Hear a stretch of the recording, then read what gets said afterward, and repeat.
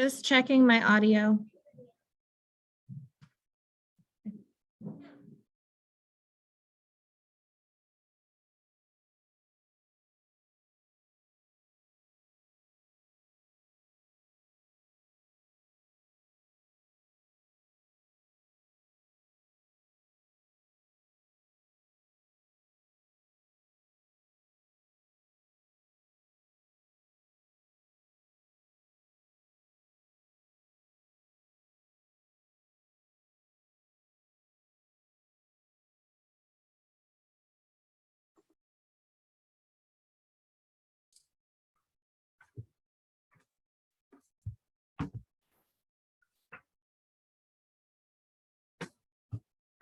Okay, I've got 10 o'clock. Welcome, everybody.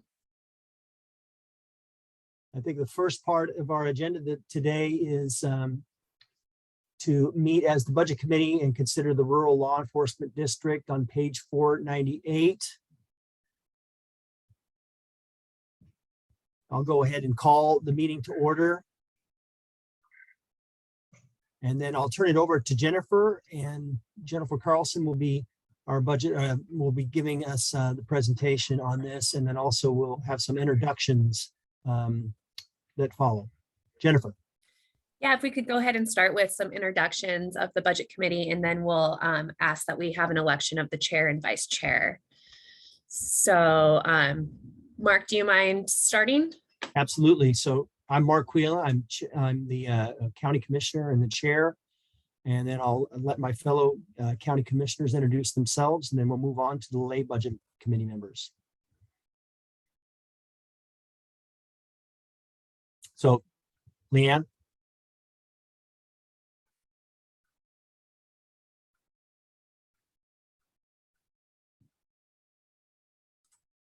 Can folks hear me now? Oh, well, I don't know why I didn't unmute. So I'm Mark Wheel. I'm chair of the Clatsop County Commission. And I'll let the rest of my fellow commissioners introduce themselves, and we'll then move on to the lay budget committee members. Commissioner Thompson, vice chair.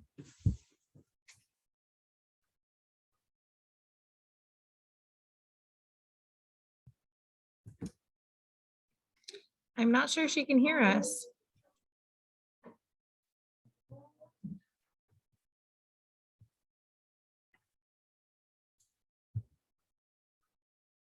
Okay. I'll text her. Go ahead, Courtney. I am Commissioner Bangs. I am District 4 Commissioner. Hi, how is everybody? Sorry, I'm a little distracted. I still have kids in my classroom. John Twayoka, County Commissioner, District 2. And do we have Commissioner Webb? Nope. Commissioner Thompson is here, and now I'm actually can hear and speak, so thank you. There we go. Commissioner Webb will be joining. She's actually here at the county trying to get logged in. Okay. And then the other members of our budget committee, I see Norman. Norman, you want to introduce yourself? Actually, Norman's on the county-wide committee, so if we could just Oh, okay. look at the rural. My apologies. Okay. That's a rough start. Okay, Jennifer, off to you.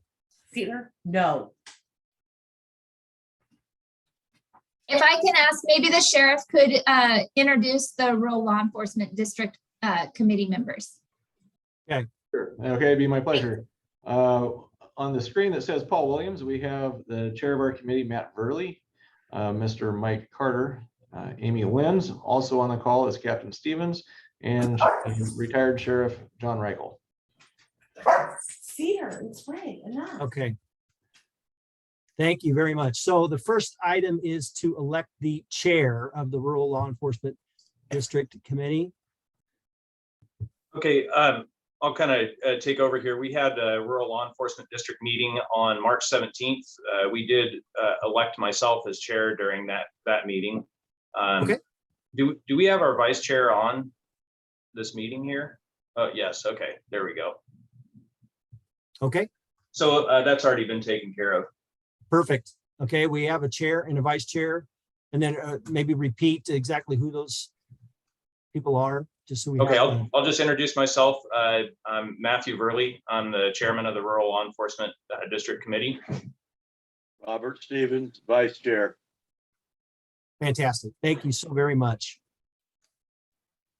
Okay, I'll go ahead to the declaration of any conflicts. If a member has any actual conflict of interest, the member must declare the conflict and cannot participate in the discussion or the vote. If a member has a potential conflict of interest, the member must declare the conflict and may participate in the discussion. Does anyone have any conflicts to declare? Okay, seeing none. Michael Carter. I do have a small contract with the sheriff's office wherein I do some radio work from time to time, but I don't know that that would be categorized as a conflict, but I want it to be known. Okay. Thank you, Mr. Carter. Appreciate that. It'll be noted in the record. Next is the approval of the 2021 meeting minutes. Everybody had an opportunity to review the meeting minutes from 2021. Yes. Okay. Do we have a motion to approve?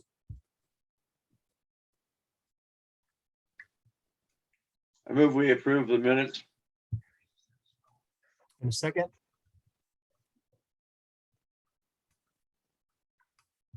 We have a second. So made. Okay. Move and seconded to approve the 2021 meeting minutes. All those in favor signify with an aye. Aye. Aye. All those opposed? Okay, motion carries. And we'll move on to the comments from the public. So this is an opportunity for anyone to give a 5-minute comment about the budget. The chair may also put a total time limit on comments from the public. Are there any members of the public who have registered to speak? No, there are not. Okay. We'll go ahead and close the public comment. And now it's the time to review the proposed budget by activity, and I'll turn it over to our county staff, Jennifer Carlson. Thank you, Commissioner Cuela. Okay, so for the Rural Law Enforcement District, the budget for the 22-23 fiscal year supports the Sheriff's Office, services for rural areas of the county. It is supported by a property tax levy with a rate of 0.7195 per $1,000, as well as timber revenues. This budget reflects approximately a decrease of $371,000 or 7% from the 2022 budget. Personnel costs within this budget supports the Sheriff's Office, criminal administrative support, as well as the Marine Patrol Division. And these personnel costs have increased by $184,000. This is due to merit and cost of living increases, as well as other payroll related benefits. Staff are also requesting one additional deputy to improve the scheduling and zone coverage. In addition to that, material and services is seeing a slight decrease, and there is a capital request for 2 replacement patrol vehicles with a total cost of $128,400. That is all I have. Any questions? Thank you, Jennifer. Any questions? Okay, if not, do we have a motion? Oh, Commissioner Thompson has a question. Mr. Chair, just as a request of staff, when we're going through this budget, if we could list the page in the budget so anyone listening to our deliberations is able to match it up with the page number in the written document, I think that would be useful for public information processes. Thank you. We are on page 498 in the budget document. Thank you. Yeah, and I can note that when we introduce each item. Commissioner Toyoka, you had a question. No, as you know, I know we're looking at the budget and timber revenues are a significant source. What are we doing proactively to anticipate a change in timber revenue?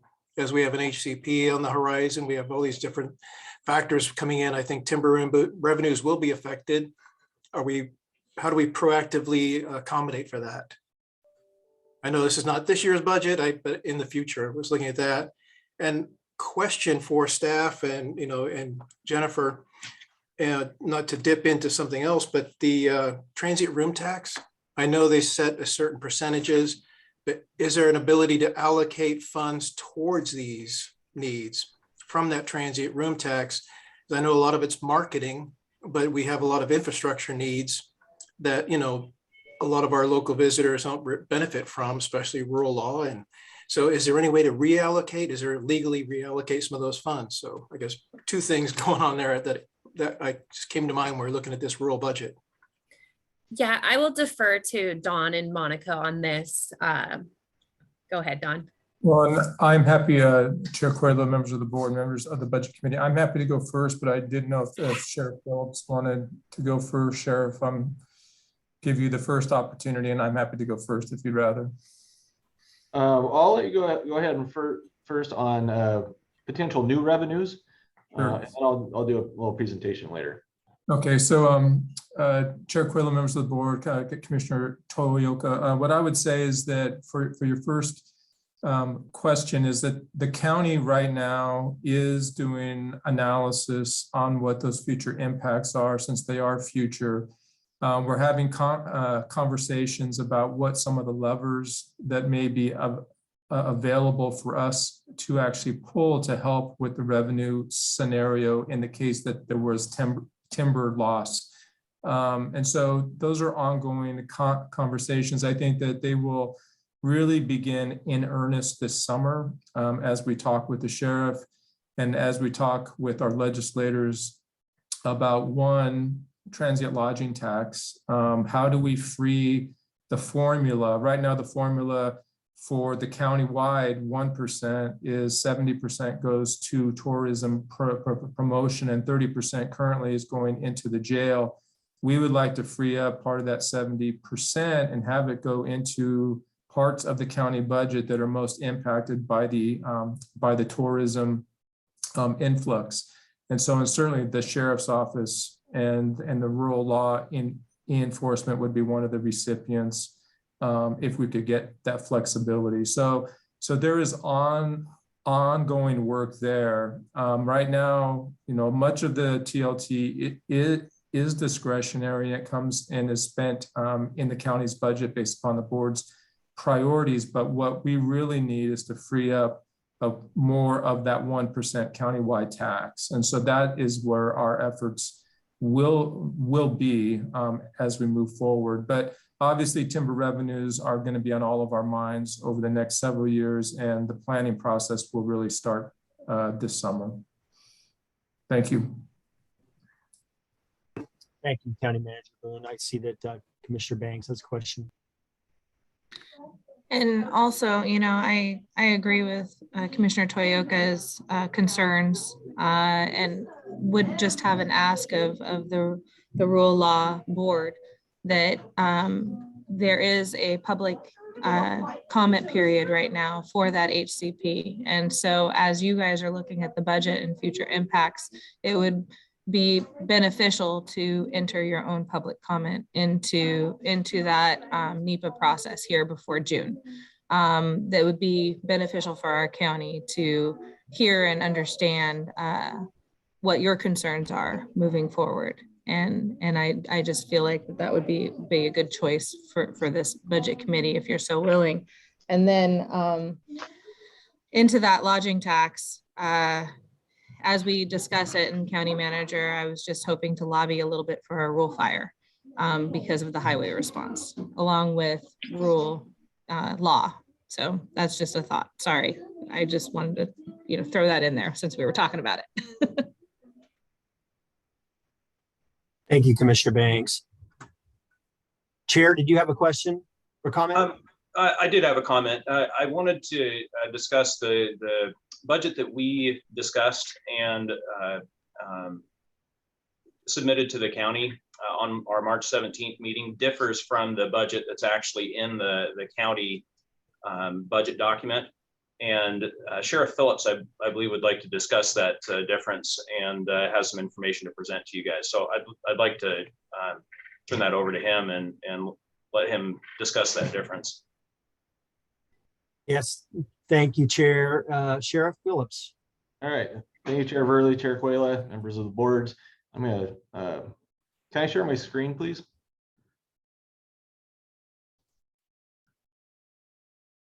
Yes, one moment, please.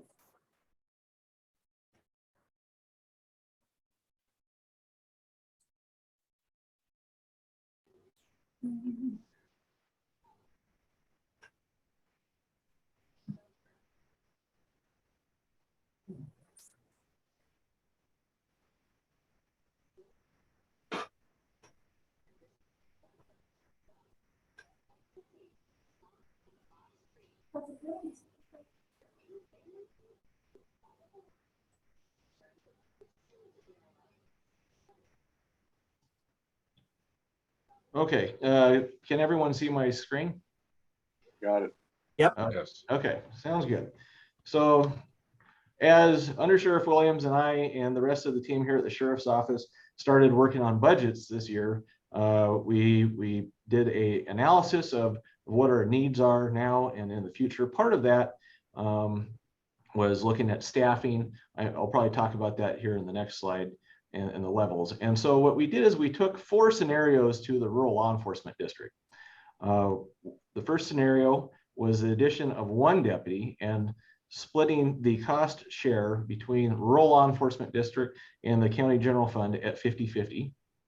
The next scenario we presented was current staffing level with a 50-50 share. The third scenario was current staffing with the standard share, where the rural law enforcement district pays 56.5% of the enforcement division, and general fund picks up 43.5% of the enforcement division. And then a final scenario was the addition of 1 deputy and the standard share, which is at 56.5 to 43.5. So why did we need an additional deputy? Over the course of the last 5 years, we've been down a minimum of 2 deputies and sometimes as many as 6. This is for a variety of reasons, but one of the new ones that we've been experiencing is long-term injury or illness that is protracted to be many months and sometimes a year or more, as we're experiencing now. This definitely has a significant impact on the number of deputies that we can have out on the road, responding to calls and providing service to the public. We've never had a relief factor budgeted, i.e. enough deputies to cover for vacations and trainings and sick.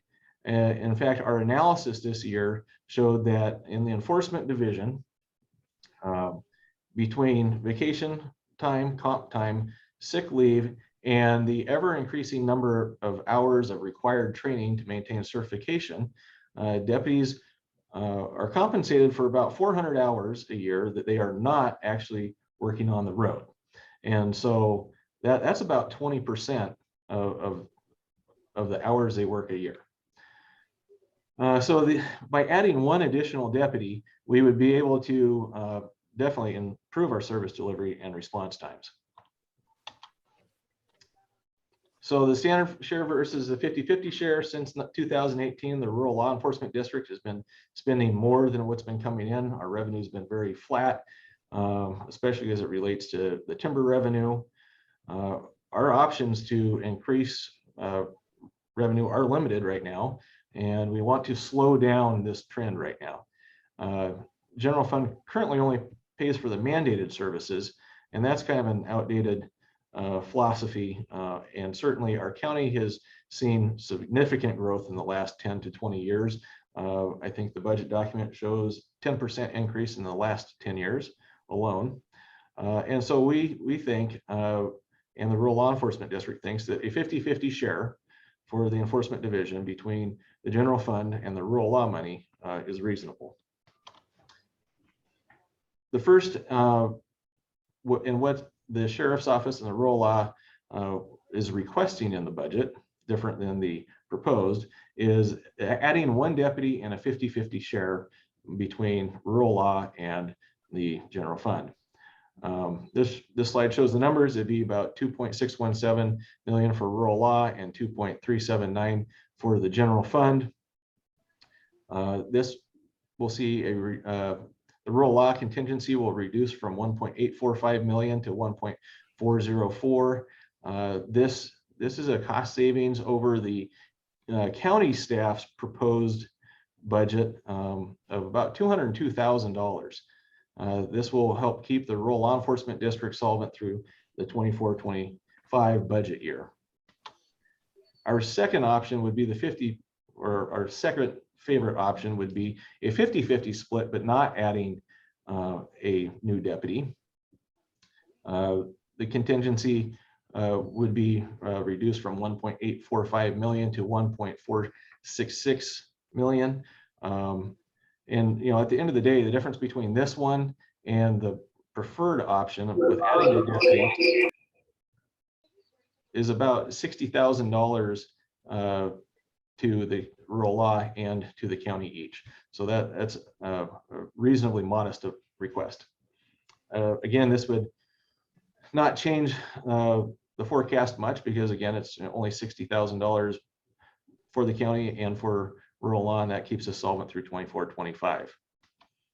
The options that we do not support would be current staffing with the current cost share, and the worst scenario for the rural law enforcement district would be the proposed budget, which is adding one deputy and the standard share between rural law and the general fund. This would see the largest reduction to our contingency that we're already, as we know, burning down, and the rural law enforcement district would only be solvent through 23-24. And so that means what we're asking for today is a additional support of a few $100,000 in 23-24. I guess we could be asking for either the general fund to fund several positions entirely, or we're being told that we'll have to do some layoffs. So here's a final slide that breaks that down, the numbers I just presented. And if there's any questions, I'd be happy to answer them. Thank you, Sheriff Phillips. Any questions, Commissioner Thompson?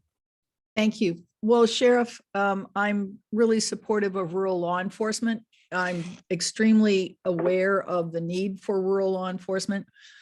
Ballot Measure 110 has created unanticipated consequences. I think there were good intentions to decriminalize drug use. However, there were no consequences for that drug use, no mitigation of harm to the communities, the neighbors, and the addicts. So I'm told that what's happening in rural Clatsop County is neighbors armed up and terrified in their homes because there are folks surrounding them who are in some cases armed, often addicted, sometimes criminals.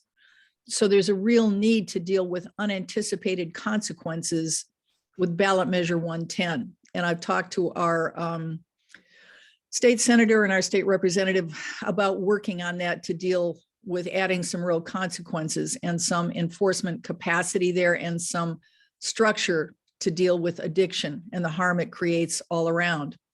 So I think that's an elephant in the room that has to be addressed when we look at rural law enforcement. But the other issue, and Sheriff, this is a surprise to you, so I apologize for springing this on you, but this is, things just happen as they happen. I've had questions raised about, I want to say, the scope creep in management salaries over the past 20 years. And that's something that I think it would behoove us to look at. I'm not quite sure how we would do that. I know it didn't happen under your predecessors.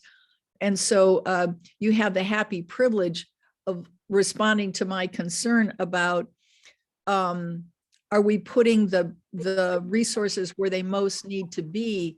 And can we have a more flattened hierarchy that allocates revenues to enforcement rather than so much to command? So that's my input for this morning. Thank you.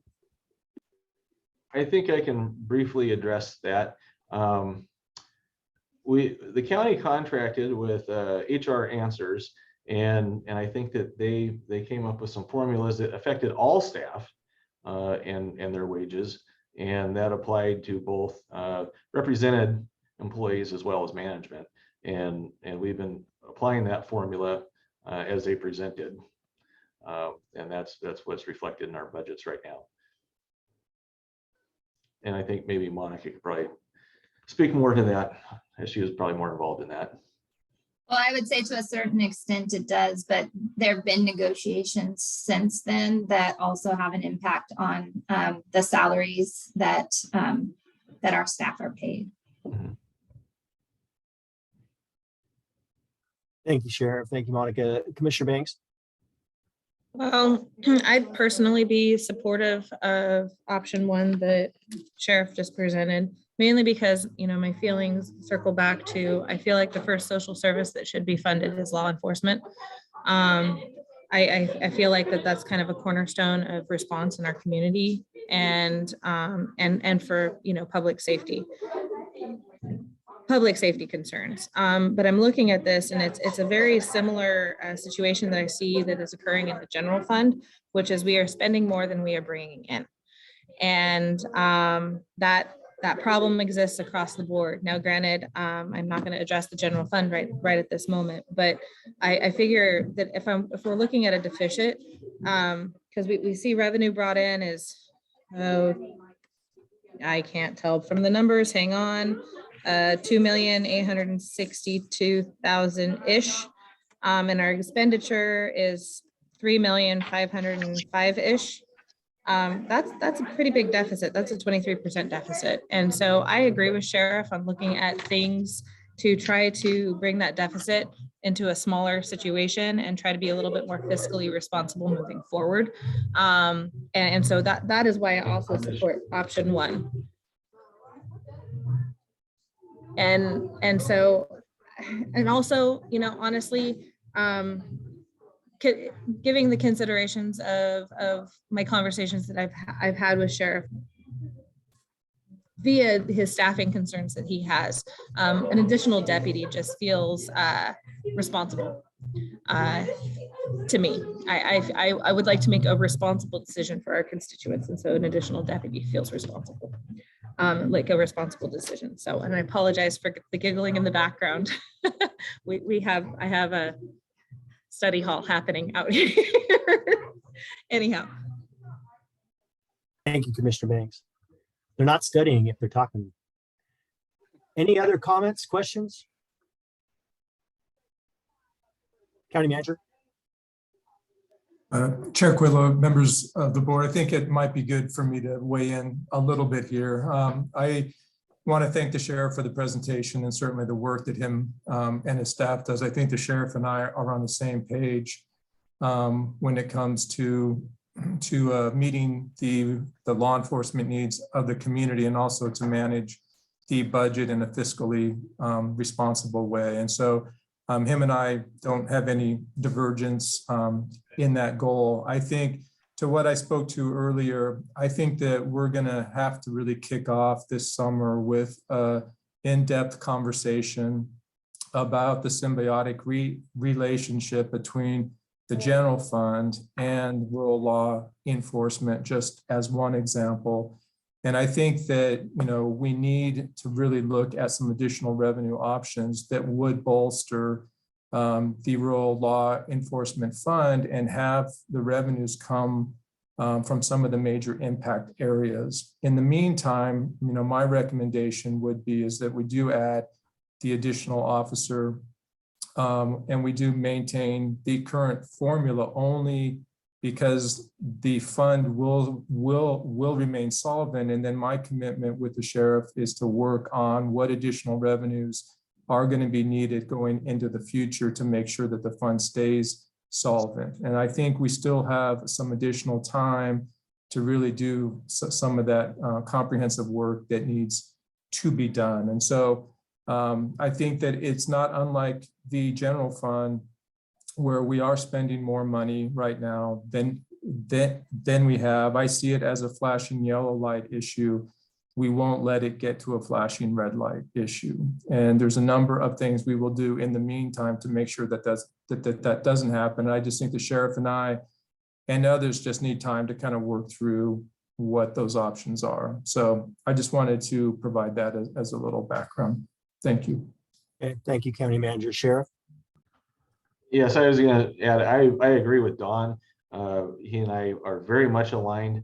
But one thing I have to say is the rural law enforcement district is exceptionally near and dear to us here at the sheriff's office.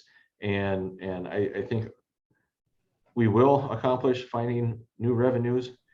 I would just feel so much better if I had one more year of breathing room. Because what if we don't figure it out? And so I'm absolutely advocating for the position of the rural law enforcement district and the people that I worked very closely with for a long time. And if I could just say real quick, Chair, is that I also agree with the sheriff, and I certainly recognize the importance of the district. And I think I share that, and I'll be as strong of an advocate for it as I can. I think that at the end of the day, there will be new revenues that will will infuse, and or there will be just a larger general fund contribution. The issue then becomes, when does that larger general fund contribution begin? And I guess what I'm asking for is, let's wait, do the work that needs to be done, and then if that is a larger general fund contribution in future years, then we all go in eyes wide and we can plug it into our forecast modeling. So again, I think the sheriff and I are saying the same thing. It's just that if I was sitting in his chair, I would feel the same way. So, and that's just, the sheriff's chair is different than the county manager chair. So.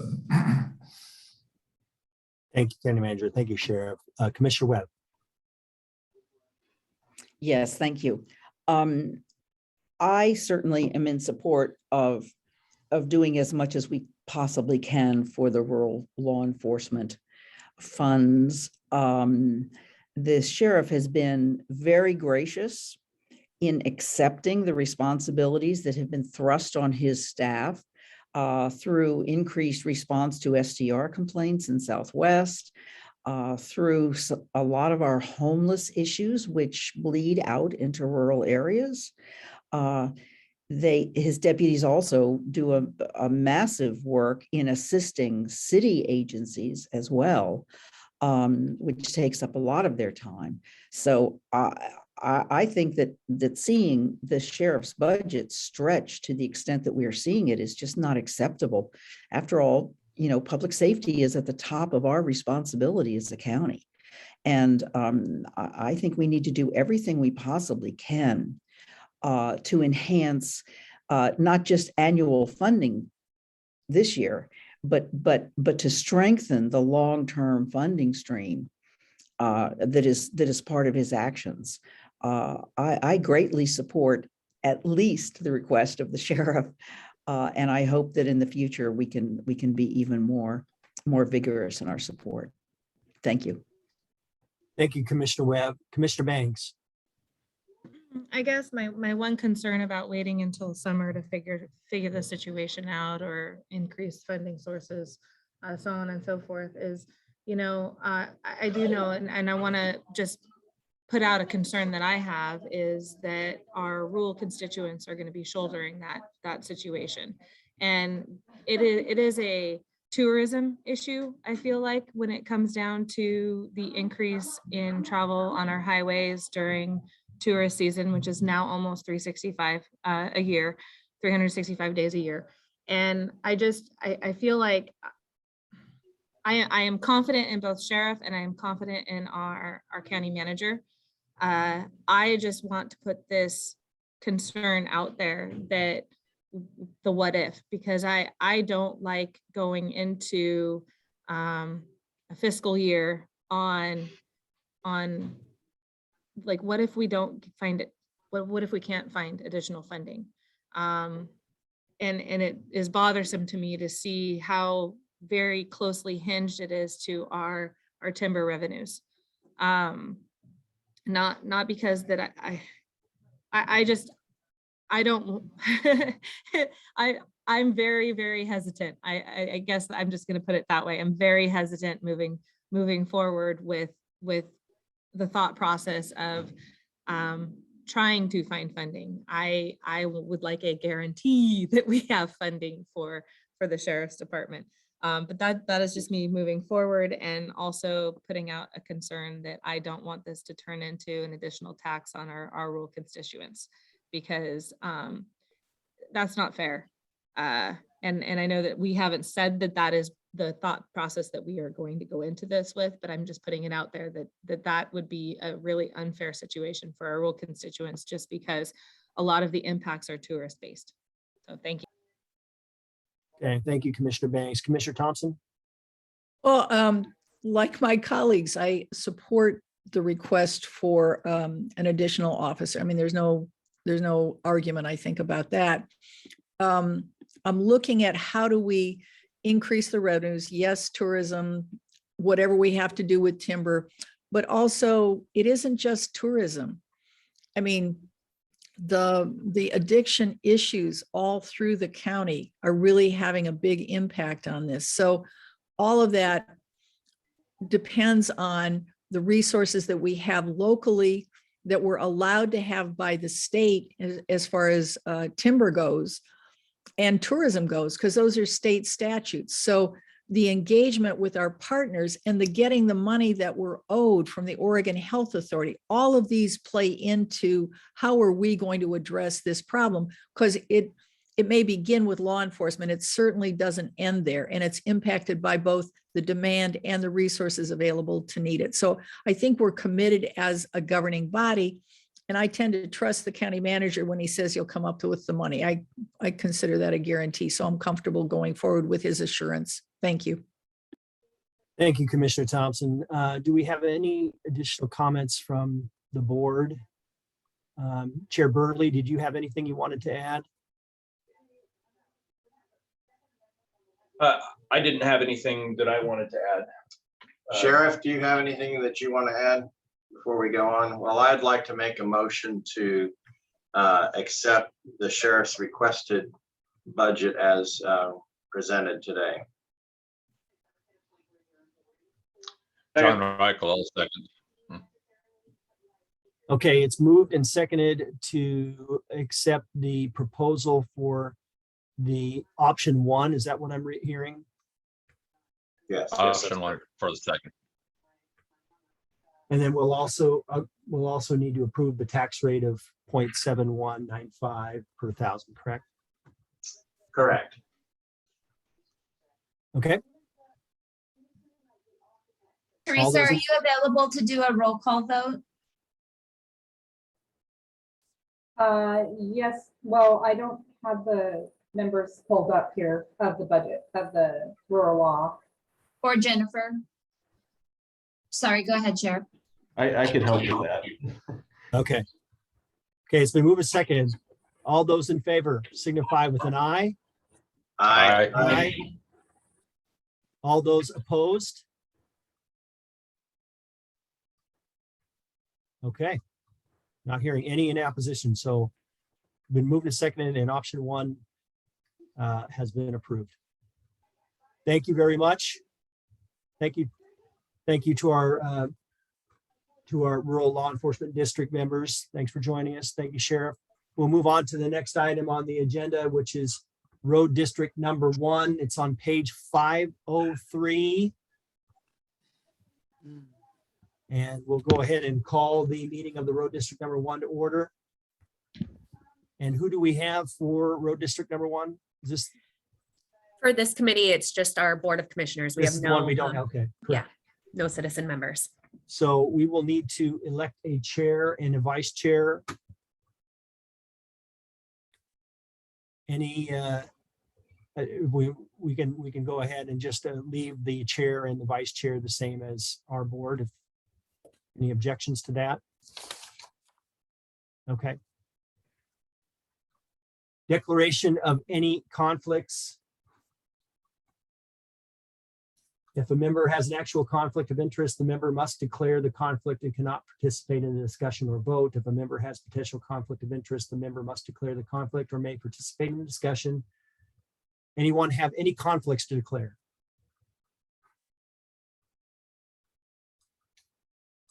Okay, we'll go ahead and move to the approval of the 2021 meeting minutes.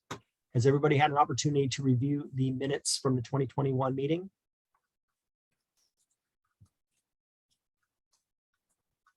If so, we need a motion to approve. Mr. Chair, move to approve the meeting minutes from 2021. Second.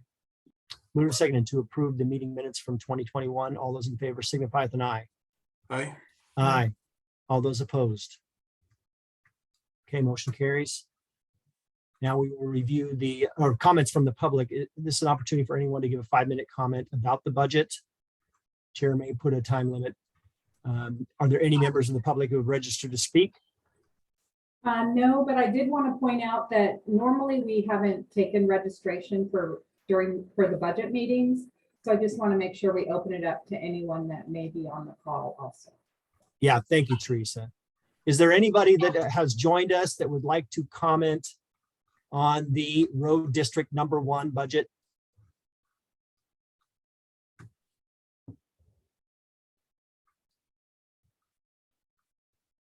Okay. Not hearing or seeing anyone, we'll go ahead and move. We'll close the public comment and we'll move to the proposed budget by activity and move to county staff and Jennifer Carlson. Thank you, Chair Quayla. For the road district number 1 budget, they have a set tax levy of 1.0175 per thousand, and this district also receives timber revenues. These timber funds are received in the road district fund, and then based on the needs of the general roads fund, they are transferred over accordingly. This budget shows that 1,170,360 will be transferred to the road maintenance and construction budget, and the remaining 2,868,960 will be transferred to contingencies. Those contingency funds are used for any future needs that the road department might have, rather than leaving those funds unappropriated. Any questions? Any questions? Okay, if not, do we have a motion?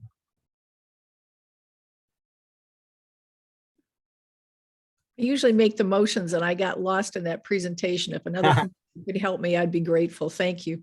Sure. So we need a motion. I'll be happy. Go ahead, Commissioner Webb. I assume that the motion needs to include approval of the proposed budget.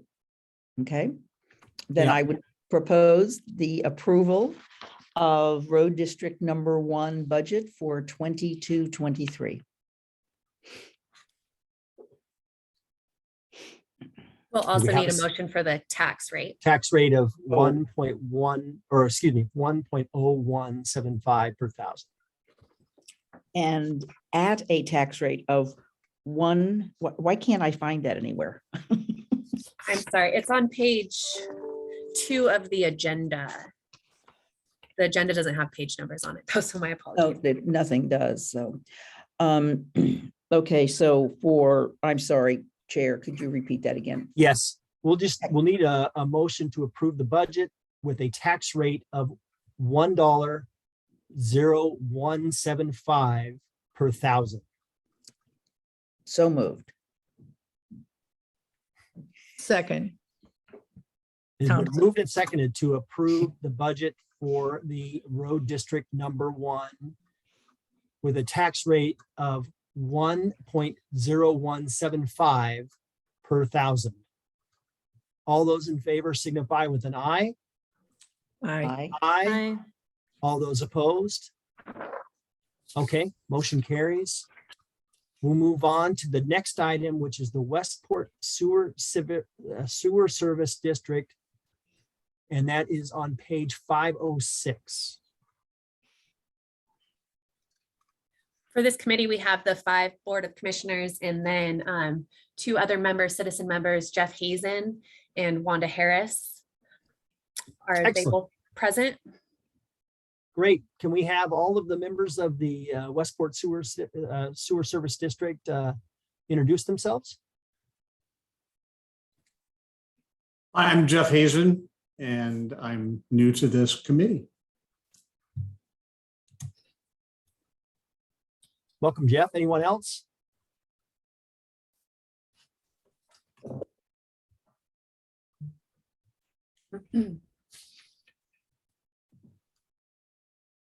I think that's all.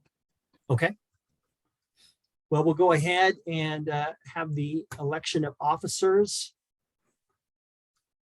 So I'd nominate Hazen to be chair. A second.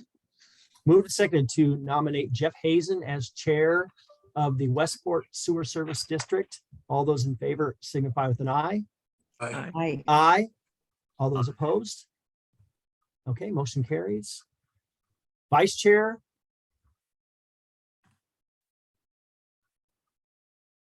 It can be a member of the board. Oh, Chair Quila, don't you want to be the vice chair? I'll Sure, nominate you for that. I love to be, I'll be vice chair to Jeff any day. Excellent. We work well together. That's right. Second. Move and seconded to nominate Commissioner Quila to the vice chair position. All those in favor signify with an eye. Aye. Aye. Aye. All those opposed? Okay, motion carries. I'll go ahead and turn it over to Jeff. So is in this case, does Jeff have a script that he can? I don't have a script, but I've got the agenda up, so I think I could probably sail through it. Okay. Hey. All right, next thing up is any declarations of conflicts of interest. Now is the time to declare those. And seeing or hearing none, we'll move on to approval of the 2021 meeting minutes. Those are in the information that was sent out. I just need a motion in a second to approve those. Move to approve those minutes, Commissioner Thompson. In a second. I second. Second. All right, it's been moved and seconded to approve the 2021 meeting minutes. All those in favor signify by saying aye. Aye. Aye. Aye. Aye. And any opposed? All right, thank you very much. Moving on to comments from the public. And if anybody from the public is on that would like to comment, please raise your hand on the screen or just interrupt us. And seeing none, staff, please go over the budget with us. Thank you. So for the Westport Sewer Service District, this includes the equipment or the Westport Sewer Equipment Organization as well. For the 22-23 budget, it reflects an increase of approximately $123,410. This is due to contractual services in anticipation of the upgrading the treatment plant, upgrading the collection system to eliminate rainfall inflow and infiltrate. Oh my gosh, and plan for the relocation of the outfall away from the proposed new boat ramp. 130,000 of this project is being funded by ARPA funds. Any questions? Do you have any questions? Oh, Commissioner Thompson? Thank you, sir. Mr. Chair, I noticed that when I look at the budget, the actual percentage of sewer bills 60 days past due has increased in 2021, but it's down in 21-22. Is that ARPA funds as well? Is that federal funds? Do we expect that to go back up or to stay down? Do you know? I see that staff says down, but I wonder if there's federal money involved, just if anyone knows. That would be the bill. That would be the bills that the users are paying, correct? Yes. Yeah. And no, Commissioner Thompson, ARPA funds from the county and from like the federal government have not been used to do that. That's just the users themselves catching up on payments. Okay, because I had heard that there was a DEQ program that was to help sewer septic systems in rural areas. I didn't know if our constituents here were able to take advantage of those because I think DEQ had held them up for the fire ravaged counties. And I was hoping that the folks associated with the Westport Sewer District could have some way of accessing federal state monies to help them out if they needed it. That's all. Just wondered. Thank you. I will just say, I don't know if any of them applied independently for something, but the county is working on on the possibility of being able to provide sewer grants to rural residents, septic sewer grants to rural residents. Thank you. And if I could add, the district owns all of the septic tanks out there. So, and once that program comes in, we may look at trying to apply for some of those funds to upgrade tanks. That's something I didn't know, being a newer resident out there, that the district owns the septic tanks that are in the, okay, that's good to know. Okay, Jennifer, what else do you have for us? I don't have anything else. There's no other questions. We will just need a motion. If I could just add something to what Chair Hazen just mentioned, just for your reference in the line, in the budget, it does have sewer replacement or septic replacement. And so we do, and Dean can speak to it more, we do go through a process as we've recognized that some of these septic tanks are older and cracked and have that infiltration issue. We do go through the process of replacing those tanks, so. Okay. Very good. And I have to apologize right now. My computer is being a little wonky, but so let's have a motion. We don't have a tax rate, so we don't need to worry about that. So just looking for a motion in a second to approve the Westport Sewer Service District budget. I'd move to approve the Westport Sewer Service District budget as listed on page 509, 224, 440. Second. And staff, would this include the equipment portion of it? Yes, it will include both organizations. Okay. All right, we have a motion and a second. Any discussion further? So seeing none, all those in favor signify by saying aye. Aye. Aye. And any opposed? All right, we have our budget, and thank you for the opportunity to serve.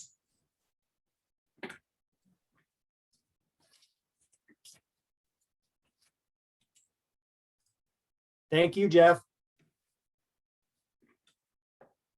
We'll move on to the next item, which is the Clatsop County 4-H and Extension Service District on page 513.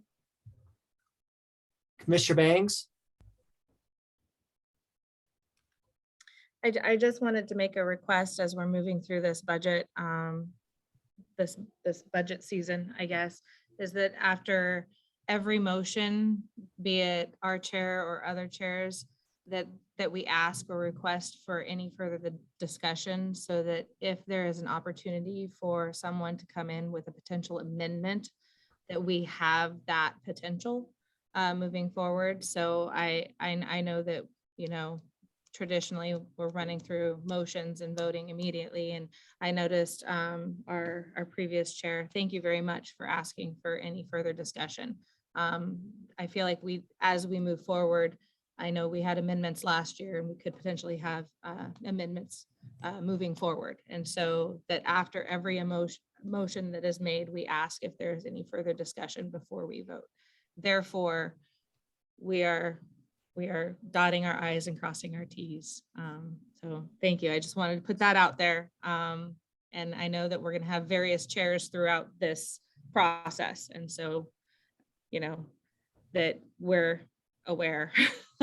Sorry. Thank you. Thank you, Commissioner Bangs. So do we have introductions from the Clatsop County 4-H and Extension Service District? I'll go ahead and turn it over to our members. I'd like to introduce myself, Lois Purdue. I was the chair of the 2021 season. I saw some other members on there. I don't see them right now. Yeah, I'm Kurt England. I'm on the committee as well. Ed Johnson, also a community member.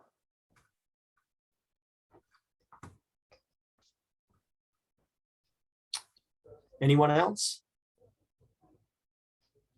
We do have two additional citizen committee members. I'm not sure if they're on the call, but we have Patrick Duachek and Thomas Inc. Okay, great. Thank you, Jennifer. So we'll go ahead and elect the chair. I nominate Lois Purdue. She did a good job last time. I think she can do it again.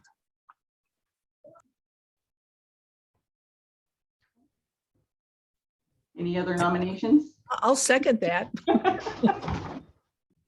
Okay, moved and seconded to approve to elect Lois Purdue as chair of the 4-H Extension Service District. All those in favor signify with an aye. Aye. All those opposed? Okay, motion carries. I'll turn it over to Lois. All right, thank you. Next, we need to declare any conflicts of interest. Anybody have any conflicts of interest? I see none. Okay. Lois, it's just an informality, but if we could really quickly elect a vice chair. Okay. Thanks. For our minute. Is there anybody that wants to be vice chair? I'll nominate Kurt England. I'll Second. accept. I'll second that. Okay, all in favor, say aye. Aye. Aye. Aye. Okay, any opposed? Thank you, Kurt. Okay, now declaration of any conflicts of interest. Okay. Moving on, can I get a motion to accept the 2021 minutes as presented? So moved. Second. Any opposition? All in favor? Aye. All right. Minutes approved. Jennifer, are you going to read the budget message? First, if we could have comments from the public, if there are any. Sure. This is Ed. My daughter Emily lives in Bend currently, but she participated in 4-H programs throughout her life here in Clatsop County and values the program, and just wanted to make sure the commissioners knew that she thinks that all the extension programs are really valuable. And then when she gets ready to settle down and start raising a family, she plans on moving back to Clatsop County and like to see a strongly supported extension service program. Thank you. Thank you. Any other public comments? All right. Okay, I'll jump in. So as you know, the 4-H and Extension Service District contracts with Oregon State University to provide the extension services throughout the county. Their focus is to provide research-based knowledge and education that is focused around strengthening communities and economies with farming and natural resources. The 22-23 budget reflects a slight decrease in contractual services. This realized savings is related to staff turnover. The beginning balance has decreased due to expenditures exceeding projected figures in the 2021 fiscal year, which also leads to a slight decrease in the contingency. Oregon State University funds 8 FTE at the extension faculty, and the district budget here funds 3.98 FTE for support staff at a budgeted cost of $545,910 for the 22-23 fiscal year. Any questions?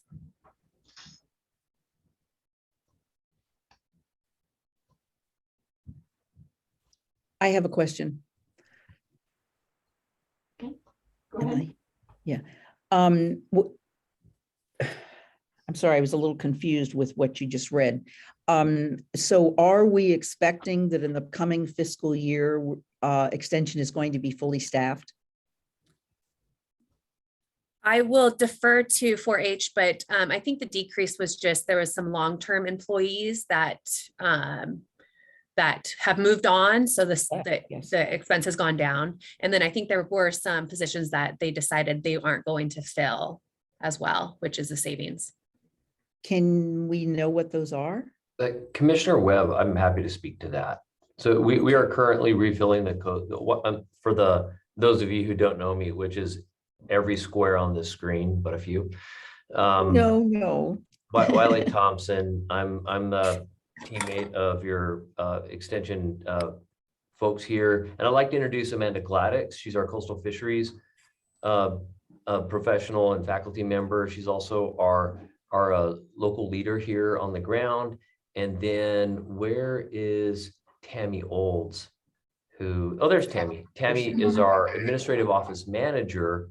You may have remembered Lindsay Davis, who I believe is somewhere on the call, performed what was really that administrative leader and kind of doer of all things in the office. Tammy has now moved into that role. So you can see how there's been some internal bubble up and transition and changeover of long time people, other people moving in, which can cause some internal salary turbulence. But sort of in the interim, kind of for the better.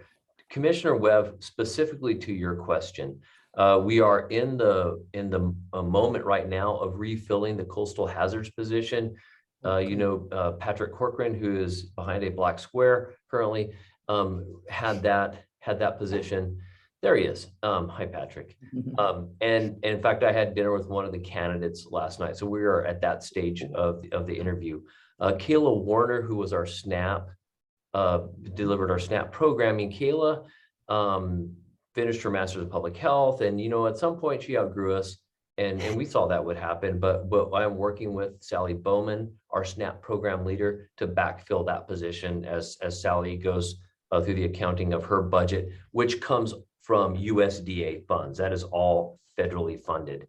With that, we will have the full complement of extension functions, programs, and people in Clatsop County. And it's one of the full offices that are completely staffed. Though you do know we share positions. Julia Wenzel, who does small farms and master gardener support, bridges 2 counties, and that is not uncommon across extension. And as does Aaron Groth, our fire specialist, has a number of counties that he supports, and he's a professional. And he knows where to be in the moment to best serve Oregonians as the need arises. So is there anything else I can clarify? No, thank you, Wiley. I just, because I am the person who usually sends a message to Wiley when urging him to fill open positions, because extension is such a vital entity in this county. There was a time when I spent months lobbying him for the small farms position. And so I just want you to know, Wiley, that every year at budget time, I'm going to ask you about this. Okay. So keep us going, keep that wonderful staff going. It's just amazing to me how fortunate we have been. And I do credit Wiley with a big part of this is that we have attracted wonderful people to our extension services. And they're so intrinsic to how we operate in this county. So thank you so much, Wiley, and to all of you.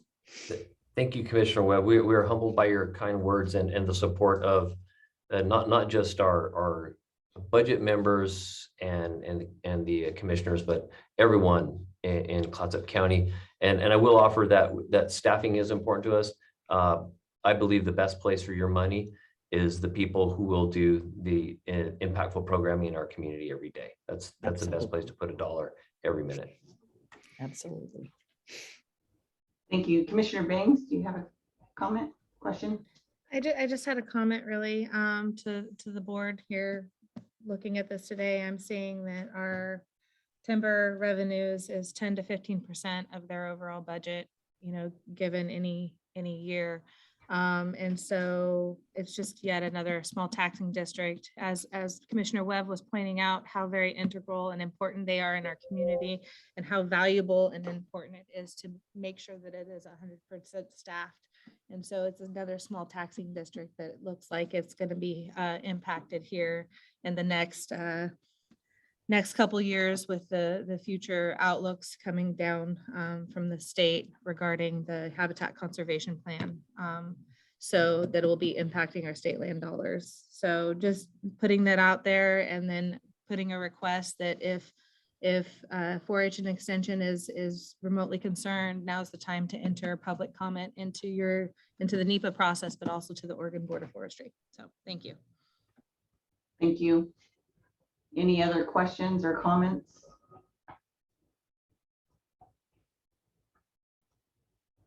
If not, can I get a motion to approve the budget with the 0.0534 taxing? Did I say that correctly? So Jennifer? moved. Second. All in favor? Aye. Aye. Any opposed? Any further discussion? All right. Thank you.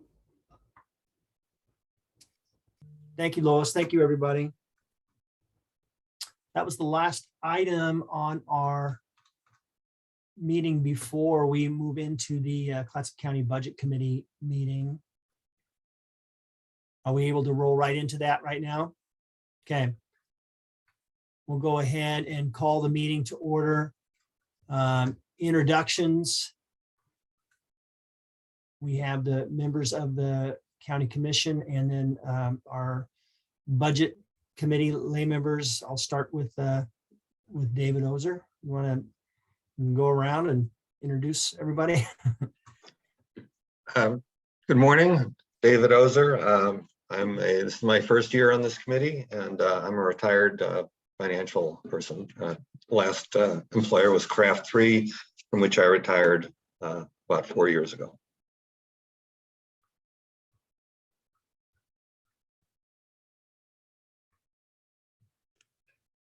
Hi, everyone. My name is Norman Brown. I think this is my third budget cycle. I'm from Seaside and retired human resources manager.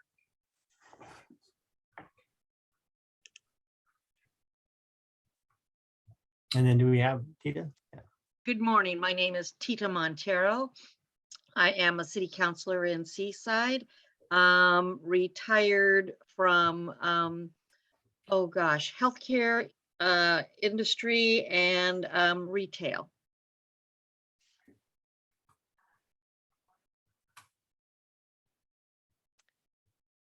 I guess, yeah, I'll go. I don't know what's wrong with my camera. It doesn't seem to work on this laptop. Last time it did the same thing. I don't know. Can you hear me? Yes. Yes. Okay, good. So I'm Gretchen Allen. I am a local CPA that owns a tax firm. I also have a history of working in nonprofits and government, working with the auditors. I pulled budgets together, worked with Department of Justice to actually bring people into compliance after indictments. So long history of working with these budgets and in the governmental realm also. Excellent. And then I think Danelle Davis, is she with us? I am. Hi. Hi, my name is Danelle Davis. I am a current practicing veterinarian over the Lewis and Clark area. I missed part of the meeting as I had to do a surgery, so I'm back. Yep, I can't get my camera to work. I don't know what's wrong with it. But there you go. I'm Danelle Davis, and I think this is my second budget meeting. Okay, I think that's everybody. We'll go ahead and move on to the next item, which is the election of officers. And we will need to select a chair. I would like to nominate Norm Brown for chair.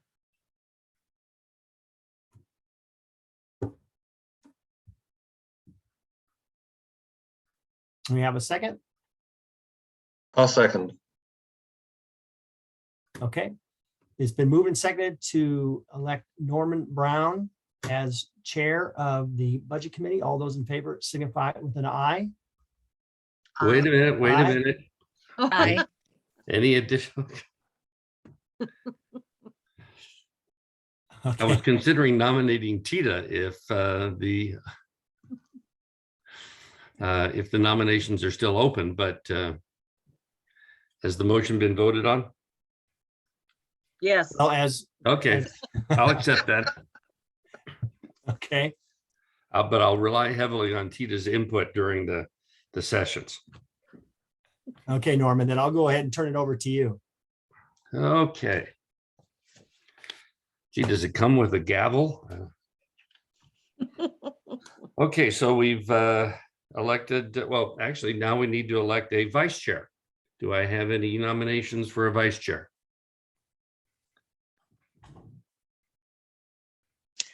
I'll nominate Tita Montero since you thought she'd be good. I'll do that. This is Gretchen. Okay, do we have a second to that nomination? I'll second. Thank you, Leanne. Commissioner Leanne. It's been moved and seconded that Tita Montero serve as vice chair. All in favor? Aye. Aye. Any opposed? Okay, we'll call that unanimous. The next point of business is the declaration of any conflicts dealing with the business before the Budget Committee.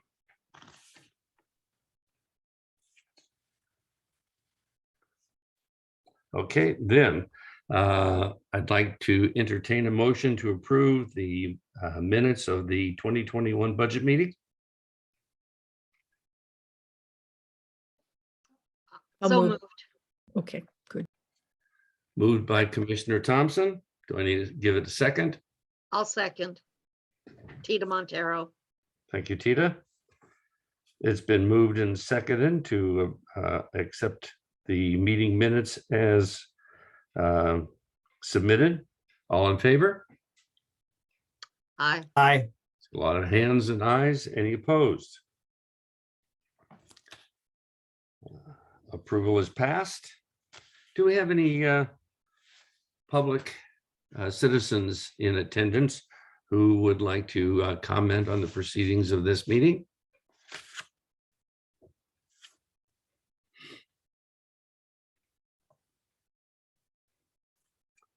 Okay, we've given enough time there.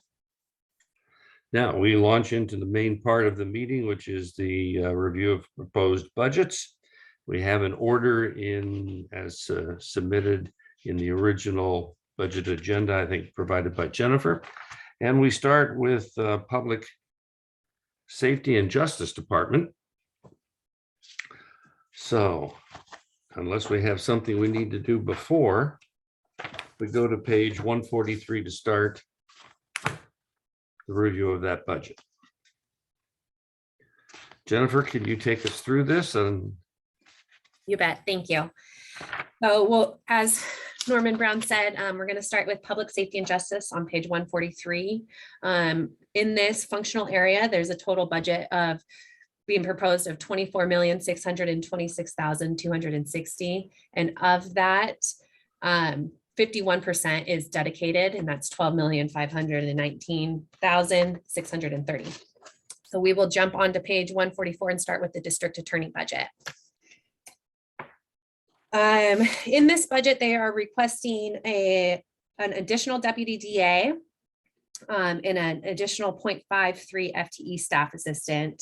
With these new additions in staff, they're looking at some additional funding for office furniture, and it looks like an additional $6,000 requested for special victims expense to be more in line with past expenditures. That is the notable items I have. Any questions for Ron Brown? Yes, I have a question.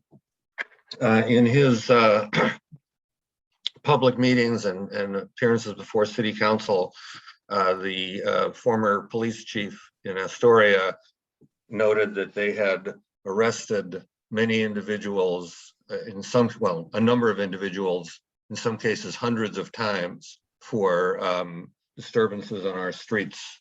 This would be transients and vagrants. And the county has has not prosecuted these individuals, citing a lack of time and a lack of staff.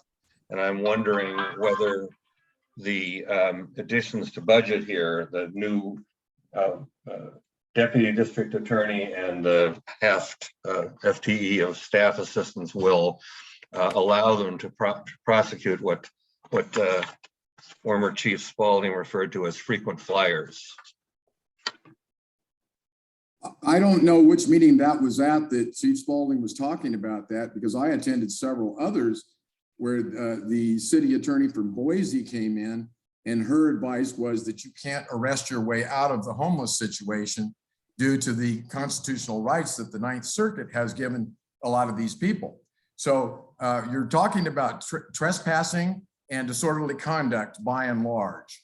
And we're talking about second-degree trespass, and we're talking about disorderly conduct. The people are entitled to a court-appointed attorney and a jury trial on all of those matters going in. So we have to be very conservative. Plus, we were not keeping a lot of those people in jail for COVID reasons, because COVID's been rampant in the jail. It's actually taken the life of one of the jail deputies. You can't really arrest your way out of this kind of thing, because there's nowhere to put the people other than just the revolving door. And they all get court-appointed attorneys. There's very little quality control in the courts about that. If they say they're indigent, that's about the end of it. So it's a question of dollars spent versus dollars saved. I can understand the complaints by some of the business people, but there's a lot of forces out there that control it over and above just our local wishes. So the answer to my question is no. The additional staff will not be able to handle this problem.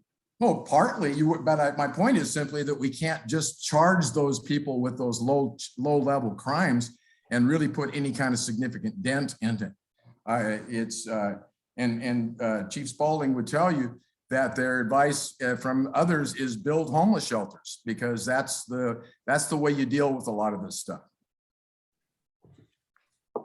So we intend to, there's a lot of assaults and that sort of thing committed by homeless people too. And we certainly pursue those, but we don't pursue too many of the trespasses and disorderly conducts, because they are just a revolving door that never ends. And we'll end up with people getting 5 or 10, 15 of those kind of cases all at the same time, stacking up, and we can't keep them in jail. Anyhow, so we've got a lot of other uses for the funds I can tell you about when the appropriate time comes. And perhaps it's now. You've probably seen in the media just what efforts the governor's office is making to turn people loose from the prison system. So one of the things we have to do is deal with the commutation requests and the pardon requests, etc. We also have to deal with parole board hearings, and the commutation requests are getting to be massive. Everybody is applying for them, no matter what the crime is. Mr. McAllister, who was a local murderer, has applied for a commutation. Andrew Metz, who's also another local murderer, has applied for commutation. Patrick Harnan, another local murderer, has applied for commutation as well. We have to address each and all of those things. And in our view, those are a little bit bigger items than the homeless people trespassing. So I'm not unmindful of the homeless people trespassing, been going to those meetings myself, but arresting those people is not the way out. Also, people file set-asides. That's for people with either arrests or convictions or certain types of offenses. And the bill that the legislature passed a couple of years ago, Senate Bill 397, took out all the fees for that. So there's no fees for getting prior convictions set aside. There's practically no limit to the number of them that can be set aside. I got a request for 10 of them by a recent subject. And the burden of proof is now changed to put it back on the prosecution to show that by clear and convincing evidence that the conviction should not be set aside. And the third area is Senate Bill 819. We get lots of requests for people saying their sentences were unjust, that are already over in prison or already on probation or what have you. So it requires me to do an investigation and contacting victims, et cetera. So that's the primary reason, plus just crime's up.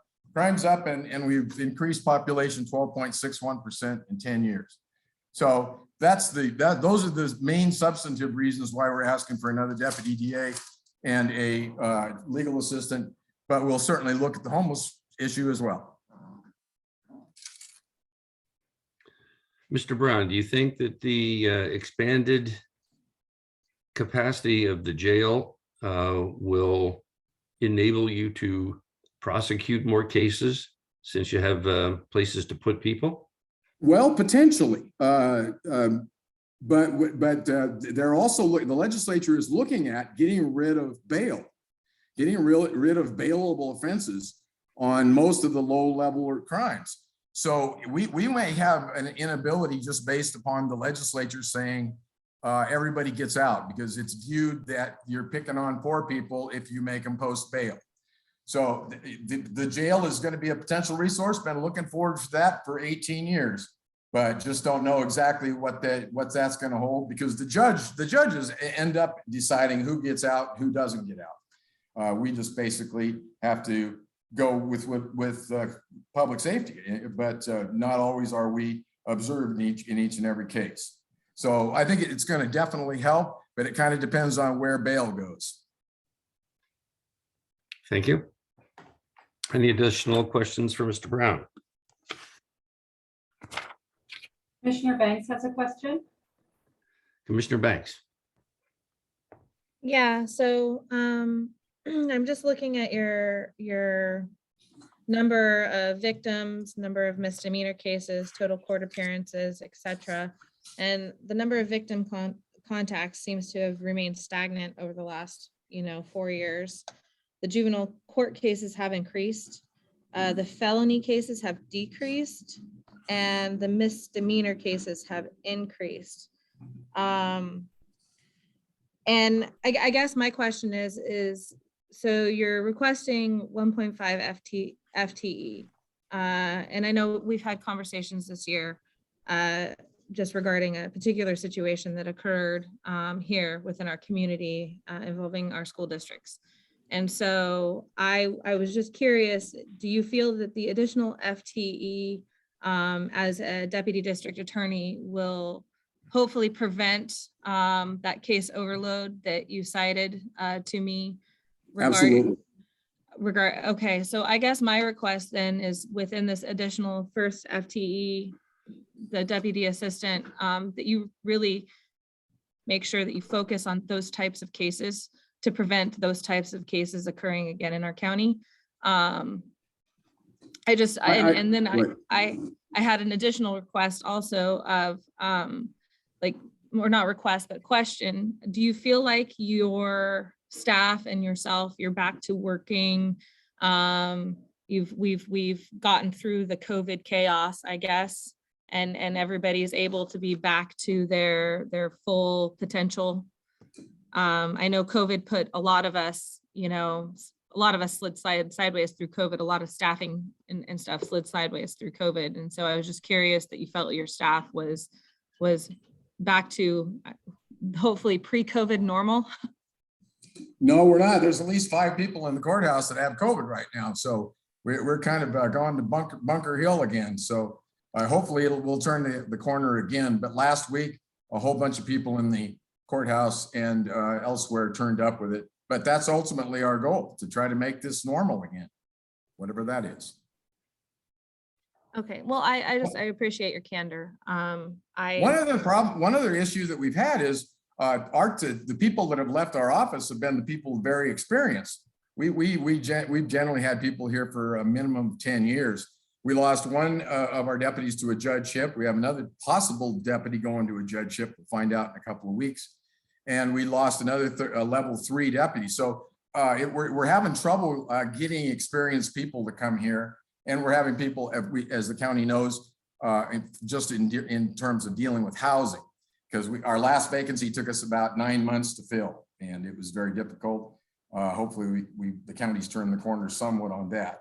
But with additional people, we certainly hope to put a bigger dent in crime, because COVID hasn't really put much of a crimp in crime. Just a follow-up, do you have any vacancies currently? We do not. We're full. We're full up. Well, unless we lose the deputy to the judgeship. He's in his second round of interviews with the governor's office. And so we should hopefully know by the end of the month as far as that, but we don't have any current vacancies. Just a follow up as well, and only you know the types of duties and cases that the addition to staff would address, but just technically looking at your staff, you're going to be top heavy. You don't have a deputy DA1, you don't have a deputy DA3. So if possible, just for the sake of continuation, bring a younger person in, a less experienced person in, and let them grow within the organization rather than having all of your attorneys at a senior level where they have little promotional opportunity. I couldn't agree more. Thank you. Oops.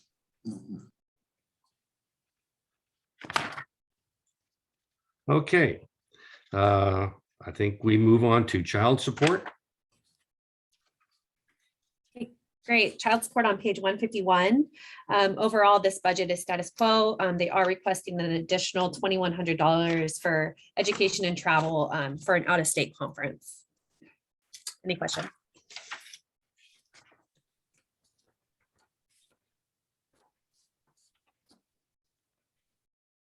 Okay, if no questions, we will move on to medical examiner on page 156. Again, overall status quo, some slight increases for contractual services, membership dues, fuel and supplies. Any questions? I just had a question. Why in the measures section here is everything for the budget of 22-23 listed as NA instead of the numbers we can compare for the performance measures? I think that's something we can update for the approved document if we can get some forecasted figures in there. Sheriff, do you agree or? Yes, I was just talking to Under Sheriff Williams, and I think we had a problem with the table here, and we can provide that. We couldn't have input data. Yeah, it wasn't allowing us to put it in, so. We'll get that updated. Thank you. Another question, just in general, it jumps out at me. In the budget highlights, it says contractual services will increase due to a negotiated cost of living increase. And just looking at the terms, it seems inconsistent to give a contractor a cost of living increase. A contractor, independent contractor, whatever you want to call them, depending on what it is not an employee, and you give employees cost of living increases, and maybe you renegotiate a contract, maybe that's a better term, but I wanted to make sure that the increase we're proposing here is consistent with the status of the worker. Sheriff, did you want to? Yeah, maybe I could explain that a little bit. So we have, our contractor is a physician, and we need to have a MD or DO to be the actual medical examiner.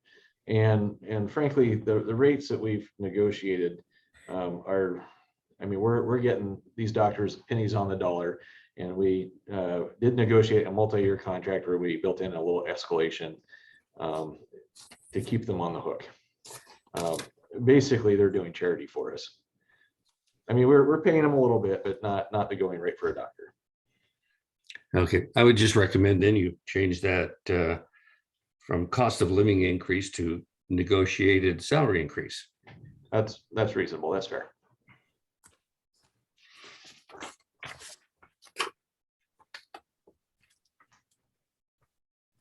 Any other questions? Okay, we'll move on to page 161, the Sheriff Support Division. For the most part, this budget is also status quo. There's an increased cost for personnel and a slight increase for materials and services, mainly due to the rising cost of supplies. There is a decrease in the transferred amount from community corrections. And that was just made so it was a more equitable division of cost between the org units. Any questions?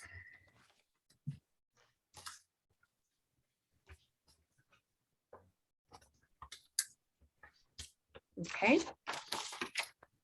Moving to page 166, Sheriff Enforcement Division. There's a significant increase to personnel services this year as staff is requesting the addition of 1 enforcement deputy. The additional deputy is needed so that the sheriff's office can provide sufficient staff for 24/7 service. Materials and services are realizing cost increases due to inflation. And there's also an increase to the community equipment line. I'm not sure if that COMM stands for equipment line item. And that's so that they can improve reliability of the system by conducting routine inspection and maintenance. I will note on this, our revenues per the rural law enforcement district, what they approved at the last meeting, that will need to be decreased by 247,580. So on page 169, revenue from RLED will decrease to 2,617,390.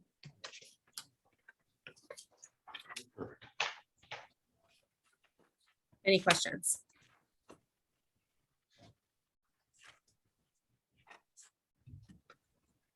Go ahead, Courtney. Thanks, Commissioner.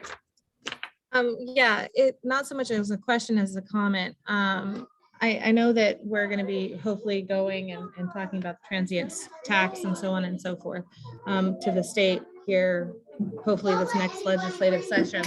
But I would really like to, sorry, I'm snapping at my kids because they just came in. I apologize.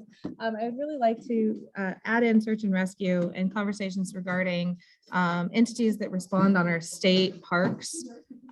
Just if as we're addressing this 30-70 split of our transient tax here, I just wanted to put it out there that maybe we should also address responses to state parks and search and rescue and just have that also be as a part of conversation when we reach out to the state. And I know that county manager is on and I haven't had a chance to say that to him, but I'm really hoping that that can be kind of a dovetail into that conversation.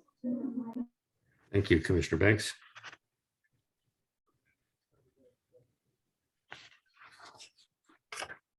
Any other comments? Yeah, I had a question. Is this the budget line where the 911 or 911 calls are budgeted? Where that staff is? So we contract with the city of Astoria for 911 dispatch services. And so, yeah, that should be there. Okay. Just I know Astoria has had a hard time finding people for that position, and they're sort of trying to combine with Seaside. Is the county coordinating the 911 centers throughout the county, or is that possible to do, or is it just too spread out?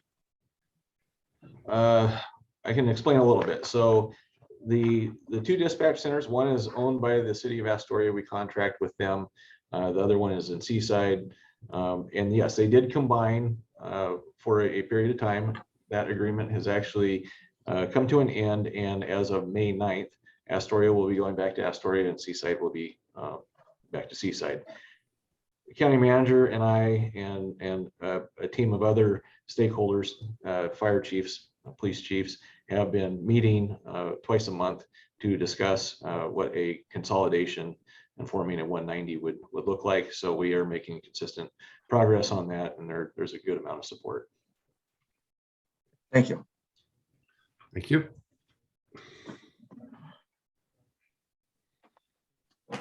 Norm, I'm not sure that you can see the hands up on the screen. Oh, I'm sorry. And Okay. it's very faint, and so maybe my Oh, color I'm sorry. blindness is heavy, but Pamela, yes. Commissioner Webb, please comment. Yeah, I'd like to second what Commissioner Bangs talked about in terms especially of maritime enforcement, and the sheriff and I have talked about this. I think that in our fabulous Westport Park, we have created the ultimate attractive nuisance. and so I know, as I say, the sheriff and I have talked about that. So I was surprised not to see something that increased our maritime guys.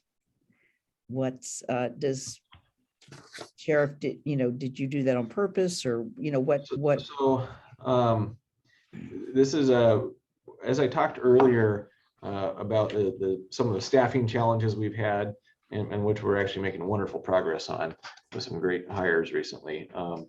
Last year, we decided that during the winter, there's not a huge presence on the water, and one full-time deputy would be sufficient to cover the winter months. And because we used to have 2 positions dedicated to Marine Patrol, and so we took it to 1.5 FTE in Marine Patrol so that the other deputy could fill in during the winter months to help cover some of these short shifts. One of the other challenges we consistently see is funding from the State Marine Board keeps going down. And that's something that we were picking up the difference with rural law dollars. And we wanted to protect a portion of those rural law dollars. So that was kind of our priority. As things change and we see if we can get some better revenues, then yeah, I would love to put that back to 2 FTE. Go ahead. Sorry, I was just gonna say, if I could just also comment, Commissioner Webb, it wouldn't be in this budget, it would be in Marine Patrol, which begins a few more, page 197 that we'll be getting to. I realize that. Okay. One of the things that we do we've always had a great relationship with the Coast Guard, and so to supplement our patrols, we'll have Coast Guard members come out on our boats so that we can, for safety, have at least 2 people per boat when doing enforcement patrols. And so that's been a wonderful relationship, and we'll certainly keep that going. Okay, thank you.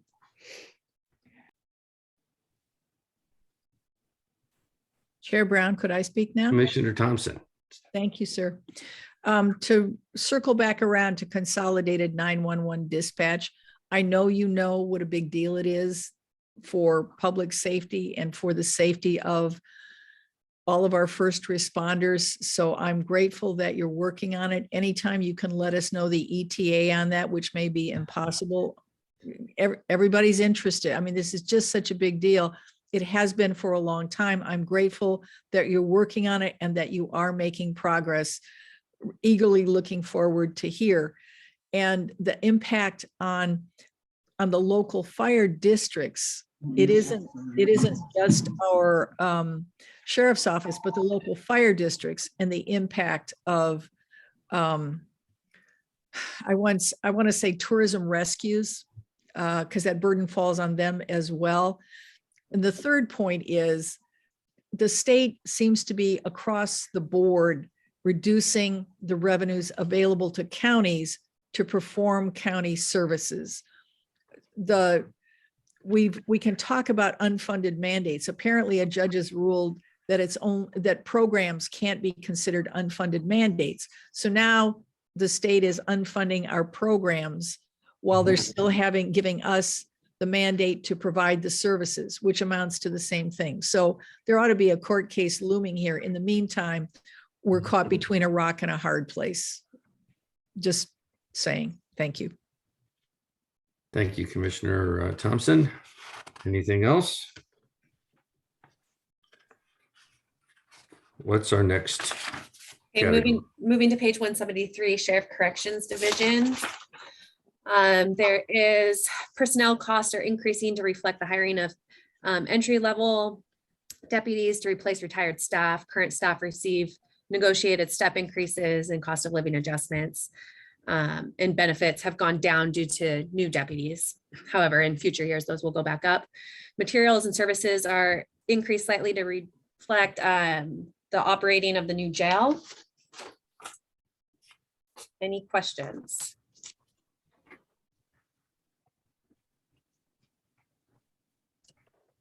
I see no questions. Next Commissioner budget. Bain? Yeah, just a quick question. Are we increasing FTE for the larger jail? I missed it. I'm sorry. We will be, but that's on the next org. I'm sorry. I Nope. appreciate what you guys are doing. I just No have problem. ants in my pants apparently. Any other questions for community corrections? Oh, community. Okay, moving to page 179, jail medical. This personnel services are increasing, and that's to provide 2 additional jail nurses. And then materials and services are increasing substantially for operation of the new jail. One other thing to note is on page 181, where it lists the transfer from American Rescue funding. That amount we are proposing to increase to $81,750. And that was for funding from the current year, 21-22 was not distributed or used. So we're pulling that into the future year. Any questions? How long do we expect the transfer from the American Rescue Fund to continue? Is it a 1-year influx or more? No, the county and board of commissioners have a concept funding that they have developed, and that goes through, I think it was 300,000 to the jail. I'm looking for where I have that written down.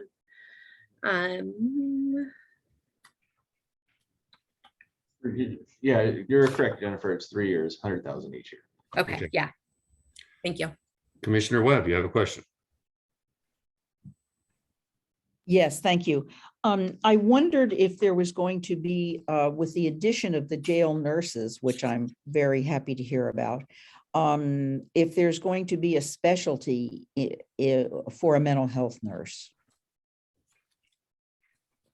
Yes, Commissioner Webb. So that transfer of the American Rescue money is going to be specific to hiring a full-time counselor. So that's what we put the money for. We don't necessarily have a mental health nurse, but we are exploring options to contract our jail medical services, and we'll certainly exploit telehealth for mental health issues. And so we're making progress. Oh, great. I'm glad to hear about the counselor. Thanks so much. That's great. Thank you.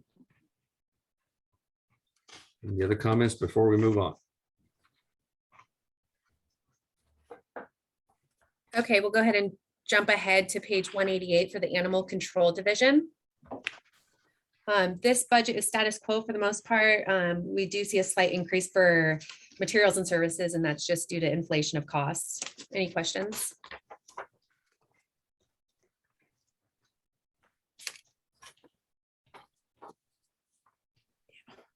Okay, moving to page 194, the animal. Oh, sorry. Can I ask a question? Why are we skipping emergency management? We'll cover that later on the agenda. That's under when we get to the county manager's office. Oh, I'm sorry. I'm sorry. Thank you. Okay, so back to page 194, animal shelter enhancement. This budget is status quo with no new staffing or programs. Any questions?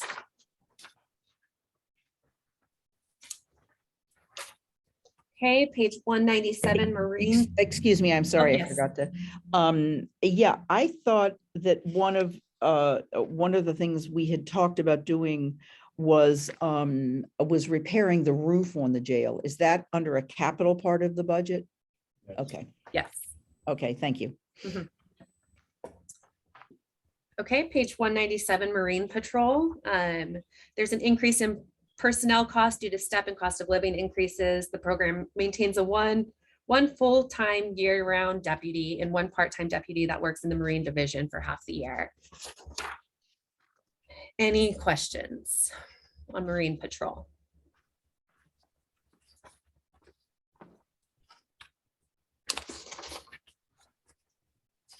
Okay. We're going to jump ahead to page 212 to go to Community Corrections Division. Under this organizational unit, they are requesting one additional FTE, a sergeant. And this is to reduce the overall workload of the current sergeant and to allow for greater oversight of staff and programs. There's a decrease in the transfer to the support division, which we've addressed earlier. And that's just for a more equitable split between the orgs. And then there's an overall increase in special payments of approximately 75,000. And that's due to a few factors, and that's some unspent carryover into the next year and some new contracts with the CDA. Any questions?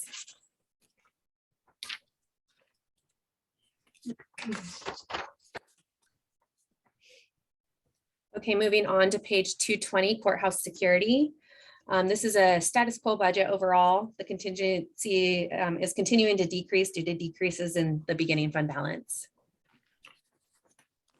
Any questions? Okay, page 223, State Timber Enforcement. Personnel costs appear to be decreasing in the 21, or appear to be decreasing in this next budget, but that is just in the 21-22 budget cycle. We didn't know during that budget process who was going to be filling that role.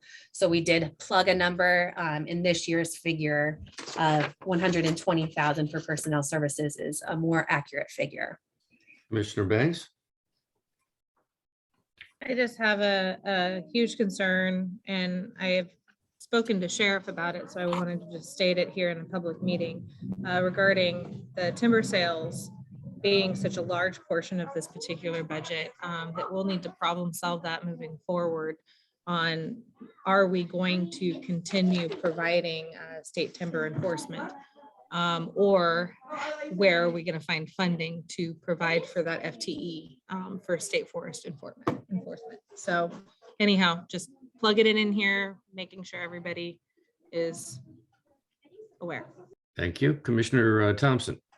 Well, echoing Commissioner Bang's concerns, I hear more and more activities going on in the forest related, as I said, to substance abuse and folks coming into our area because their activity has been decriminalized and lacking the resources in terms of housing and mental health services and law enforcement to deal with all of that. So I think this is a festering and growing community problem. So I appreciate your highlighting it. And if we're having a basket where we contain policy issues, this is a big one, because it's not just the people, it's the RVs, right, Sheriff? The RVs.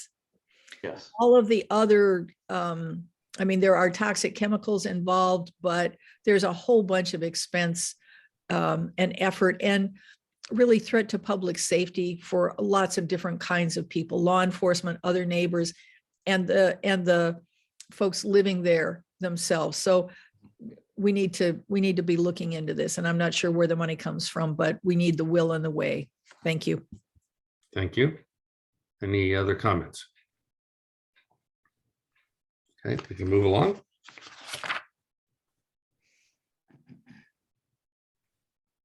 Jennifer, you're muted. Thank you. No problem.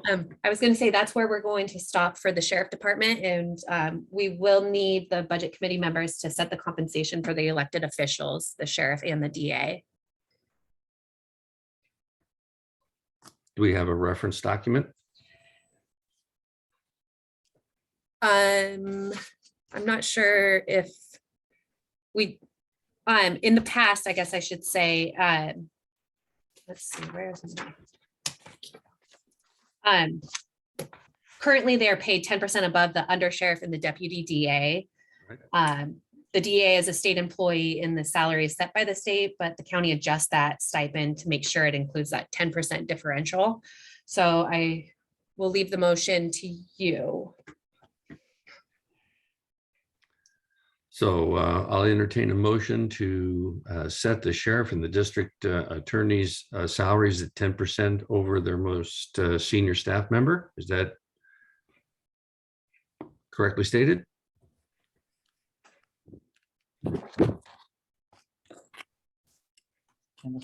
I so move. Thank you, Tita. Second from someone. I'll second. Thank you, Commissioner Thompson. The motion has been made and seconded. Do we have any discussion? I have a question. Yes, Mr. Webb. I thought that it was the lay members of this committee who were to participate in this. I believe that's true. And so in terms of the voting, it will just be the lay budget committee. I probably Okay, should not could have you- seconded. Yeah. Could you explain that to me? I thought the only part of the budget, which is only the lay members, is when we are setting the salaries for the commissioners, or setting, excuse me, the stipends for the commissioners. That is correct. In the past, the entirety of the Board of Commissioners, as well as the Lay Budget Committee, make the recommendation for setting the salaries of the elected official DA and sheriff. It is just the lay members, citizen members, who set the stipends for the Board of Commissioners. Oh, well, that's not what our agenda says. So maybe My apologies. there needs to be a correction on the agenda. Thank you, Commissioner Webb. What we have is a motion to approve the salaries of the sheriff and district attorney at the 10% rate. It's been seconded or has been initiated by Tita Montero and seconded by Commissioner Thompson. Again, any additional discussion? Okay. Do we need a roll call vote or just? Okay, please indicate your approval by saying aye. All in favor? Aye. Aye. Any opposed? Motion carries. Thank you. What's next, Jennifer? Mr. Chairman, I just want to make a brief comment before we move on. I did not find District Attorney Brown's response to my initial question a very good response. I think it's important to go on the record that there is probably more concern in the community right now about the homeless situation. And while there's no question that you can't arrest your way out of this problem, I think that's a kind of a straw man, because what we're talking about is a certain portion of homeless persons who are repeat offenders, and that it would certainly behoove the district attorney staff to focus on people who are being arrested hundreds of times, that the cost of that is significant, and these are persons who are well known to the police department, and it should not be something that's glossed over. So that's my comment. Thank you. Thank you, David. Okay, that will be in the minutes. Any other input for before we move ahead? I think that is the next. We're going into public health. Yes, we'll move on to public health, starting on page 229, and we have interim director Margot Layla here as well, I believe, for any questions. But the overall public health functional area budget is $7,794,190. 94% of that budget is dedicated funds. So we'll go ahead and start on page 230 for community health. A couple things. Can I ask you a question just quickly, and just I have a note here. So last year, the dedicated funds were 5,246,000 and change. Discretionary funds were over $1 million. So somehow we've shifted from discretionary 500,000 of discretionary funds moving over into dedicated. How did that happen? Yeah, a big part of that is there was a much larger general fund support to public health last fiscal year. And this year we're offsetting that with some ARPA funding, which is dedicated funding. When they receive the general funds, it's more discretionary. Okay, thank you. So for community health organizations, starting on page 230, a couple things to note is for the revenues, you'll notice that the school-based health center expenses and revenues have moved to a new organizational unit. Let's see. There's some new funding, PE 10, and that will be used to hire a new position, a disease intervention specialist, and that's in the proposal. They have moved the Medicaid funding from into the community health from family planning, and like I just mentioned, decreased transfer from the general fund. Any questions? Let's see. Oh, and I do want to make note of, I apologize. In staff review this year, they've decided that for the public health director and the accountant, that they needed to do a split amongst all the orgs. So it shows a true cost of the programs. So you'll see that within all the departments that there'll be an increased cost in personnel due to that new split of that public health director. Any questions? Jennifer, am I correct in saying that Ms. Lalich is the interim public health director? Yes. And this is typically seen as a transitional position. I believe she's been interim public health director for going on 2 years now. Do we have plans for making this a more permanent assignment? I will let Monica speak to that. While we would love to make it a permanent assignment, I'd like to see that too. Margot would appreciate being able to retire to pursue some of the other projects that she's passionate about. We have gone through a formal process to hire a public health director, and we have made an offer, and we are waiting for everything to be finalized. Well, I just hope the person does as good a job as Margot has done. Thank you very much. She has big shoes to fill, or they will Yes, have she big does. shoes to fill, yes. But that's good news that you have finalized that. Commissioner Banks. Sorry, I wanted to ask a question to see if I understood correctly. So you pulled the public health director funding out of the staffing summary and you're now splitting it across budgets? Eight different budgets, I believe. Okay. I guess I'm just not fast enough at doing math. I just didn't know how that it reduces the one budget, but how much does it increase the other budgets by? Yeah, we can get into that on those individual budgets. You will be able to see the exact increase. Yeah, I think it's 8 different budgets, 0.13 FTE on each one. Thank you.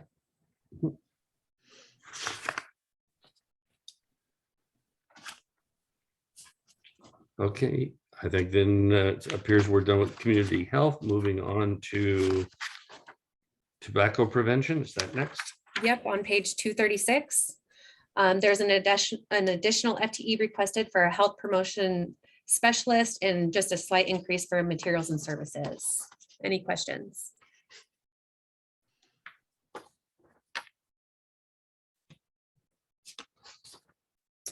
Okay. I'm sorry, how do you measure success and sort of the justification for costs in this particular division? Margot, I will defer to you. Right. So, and I have our Deputy Director, Jill Quackenbush, as well, is joining this meeting, and she oversees the tobacco prevention program. But generally speaking, tobacco prevention is very much focused on policy work, and it's very population based. And so measurements of that are more qualitative. I mean, the quantitative part of that is the impact of policy change upstream on how it affects the individual downstream. An example of that could be tobacco retail licensing. So I'm going to defer to Jill Quackenbush on this because she's been overseeing the program for probably 2 decades now. So Jill, if you could pop in, be great. Absolutely. Margo was correct in her response there.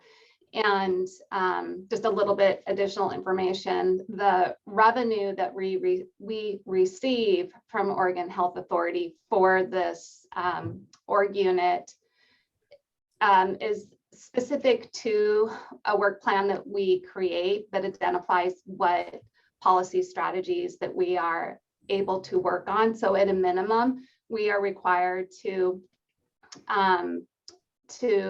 oversee the sorry, I'm drawing a blank right now, but the smoke-free workplace laws. And so, and then we get additional funding depending on what else we're able to do. So it's all determined in partnership with Oregon Health Authority of what revenue we get and what those expenditures would be.